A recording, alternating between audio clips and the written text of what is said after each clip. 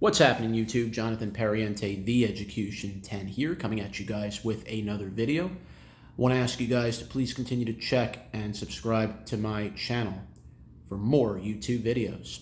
And also, please listen in to my podcast, Downtown Sports, which we will have on Spotify for Creators, and many other platforms. Should have an episode by today, at least. And we will have guests from the Professional Fanatics podcast joining us for today to discuss a little football and fantasy. But that's not what I'm here to talk about here today. The stage is now set. Game 7 of the ALCS is over. The Toronto Blue Jays, in amazing comeback fashion, who were down 3-2 to begin the series at one point to get to this Game 7, and were down 3-1 in Game 7 itself, rallied back in the 7th inning, 3-run home run by George Springer, and the Blue Jays eliminate Seattle to advance to their first World Series since 1993. All right, as a Yankee fan, listen, I've got my hat right here, okay? I'm going to put it on. I'm not going to be ashamed. Got to tip your hat to the Blue Jays. As much as I hate to say it. What we thought was going to be maybe just a one-off appearance after eliminating the Yankees. This Blue Jays team is more dangerous than people, I think, have realized.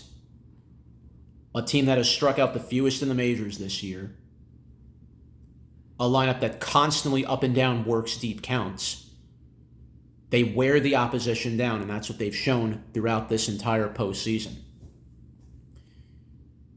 Behind Springer, behind Vlad Guerrero Jr., who's hitting over .440 in the playoffs, and just the rest of the lineup down, somebody different has stepped up in a different way for Toronto. Now they're going to need every bit of that with their final opponent in front of them, and that's the Dodgers. Everyone else the Blue Jays have faced so far was tame compared to LA. LA has dominated their run in these playoffs, only losing one game. Their starting rotation has pitched to an ERA of 1.40.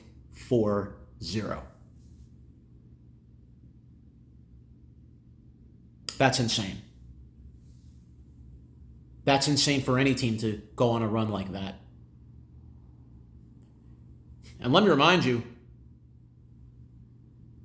the Dodgers, really in a way, were fortunate to even get past Philly because of their reliever throwing a ball at home away when they should have just thrown it first. So yeah, I know you can look at, Dodgers had some things kind of go their way for them. I mean, you can look at it like that. But the fact of the matter is the Dodgers are here now. They got stronger as the playoffs began. Their rotation is at full power compared to last year. And Toronto's going to be staring that down. Blue Jays, decent rotation, but not a great pen. The Dodgers have a dominant rotation and a solid pen. So I'll be very curious to see which side and who will blink first in this World Series. Game 1 of the World Series will be on Friday. And the likelihood is the pitching matchups, I think, will not change much. I figured both teams will probably stick with their same starters that they've used for Game 1 throughout this entire postseason. I'd figure the Blue Jays, being that they will have the home field advantage, they will probably start with Gausman. I would have to think Gausman goes Game 1. For the Dodgers, I would have to think possibly Blake Snell. And it wouldn't surprise me. Snell really has been the table setter throughout these playoffs for the Dodgers. After all, he threw a complete game to take down the Brewers and to start things off, and that was exceptional as it is. Then likelihood is you probably could have maybe Yamamoto go game 2. You do have Glasnow for 3. And game 4, you can go to Shohei Ohtani. The Blue Jays could have some good things going for them. Possibly the return of Bo Bichette for the World Series. And if he comes back in the lineup, the Blue Jays lineup gets even deeper and gets even more deadly to pitch to than at any point in these playoffs. More than likely, Bo will probably DH because he's still banged up. I don't think you're going to see him play in the field. But you're going to have to mix and match with Springer. Obviously, Springer also has to DH because he's banged up and he's 35, 36 years old. He can't play in the infield like he used to. He doesn't have that speed anymore. So, you either will have to rotate one of your guys out. Maybe you have to sacrifice a player on defense to piece the roster together. We'll have to see where that goes. Now, the person I'm very happy for, at least, as far as the Blue Jays are concerned, I'm happy for Don Mattingly, who is their bench coach. First time in his entire career he's ever been to a World Series. All right, I have to give him that due. I'm happy for Donnie Baseball right now. I really am. To think what has really just kind of the bad twists of fate that happened during his playing career for Don Mattingly, if you really think about it. He spent his entire career as a Yankee. He joined the Yankees in 1982 and retired after 1995. During that span, the Yankees were not even a playoff team during that span. So Mattingly never got to really experience, other than that 5 games, that a 5-game series the Yankees played against Seattle in 95. Don Mattingly never got beyond that. And he never had a chance to go to a World Series. And had he stayed one more year, the Yankees would have been in the World Series in 96 and won it. So this is big for Mattingly to finally get to a World Series, regardless of a player, bench coach role. So this will have a lot of implications for him as well.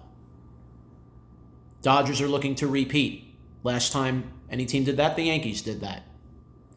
And that was the 98, 99, and 2000 team.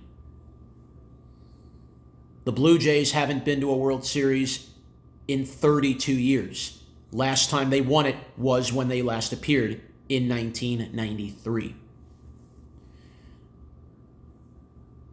So everything you could have right in front of you is right here, if you're Toronto. The Dodgers have just an equal lineup to the Blue Jays.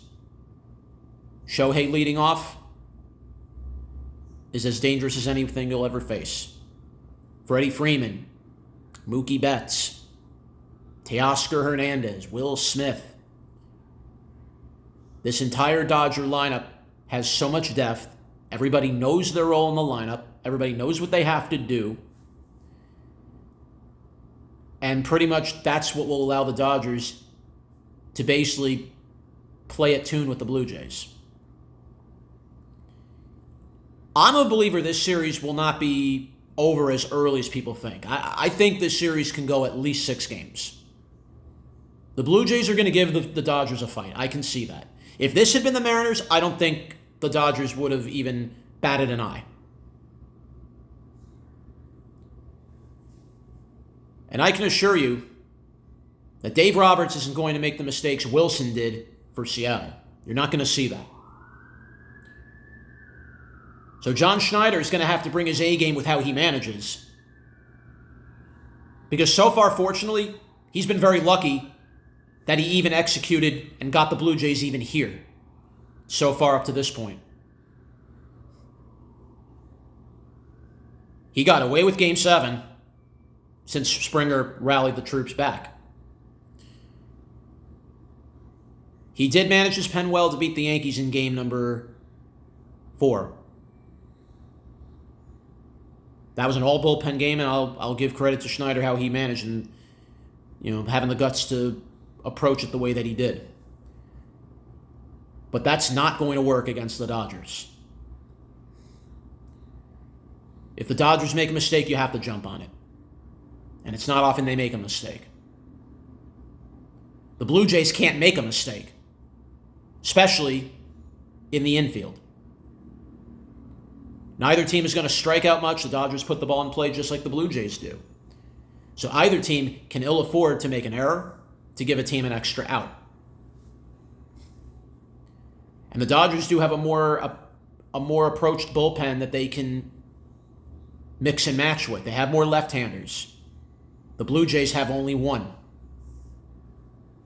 The Dodgers have at least 3 or 4. Now the Dodgers will have Roki Sasaki likely to close.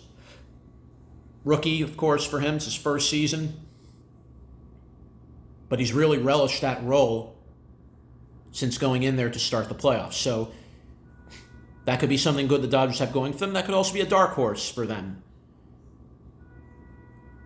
But anyway, the Dodgers will need length out of their starters if they're going to really put the Blue Jays and keep their lineup at bay. And that's not going to be very simple, but Dave Roberts trusts his guys.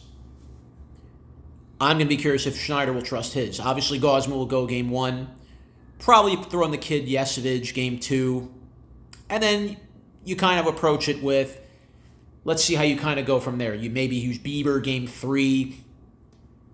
And then either you go to Scherzer game 4 because you're not throwing in Bassett. That's not going to happen. So the Blue Jays will have to approach the Dodgers lineup a certain way. The Dodgers have to approach the Blue Jays lineup a certain way. And execution is going to be critical. There may have to be a big play or two made in this game. And Game 1 is going to be the real deciding factor early in this World Series. The winner of Game 1 has gone on to win the World Series about 76% of the time. It's in Toronto. Friday, October 24th, will be Game 1 of the World Series. And the question I'm going to have is who will want to go out there and take it first. But we'll find out soon, just a few days away. Jonathan Pariente, Execution 10, saying bye for now.